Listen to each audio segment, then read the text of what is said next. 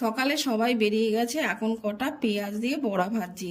ওই বড়া, কাঁচা পেঁয়াজ আর লঙ্কা দিয়ে খাবো, জল দেওয়া ভাত, টক দই দিয়ে। চরম শান্তির একটা খাবার এই গরমে। আর কাঁচা আমের পাল্প দিয়ে কিছুটা শরবত করে ফ্রিজে রাখবো, সবাই এসে এটা একটু খেলে শরীর আর মন দুটোই শান্তি হবে। আর দই চিড়ে সুজি মিক্সিতে পেস্ট করে চাট মশলা দিয়ে চিলি ফ্লেক্স এসব দিয়ে পুকুনের একটা ব্রেকফাস্ট তৈরি করে দিলাম। বহুদিন বাদে একটু কচুর শাক পেয়েছিলাম, সেটা করলাম ছোলা দিয়ে। দুপুরে রান্না করেছি টক ডাল, কচুর শাক আর ডিম। তবে ওই কচুর শাক দিয়েই সব ভাত খাওয়া হয়ে যায়, আর কিছুই লাগে না। আর পুপুন তৈরি হয়ে নিয়েছে, পড়তে যাবে এখন।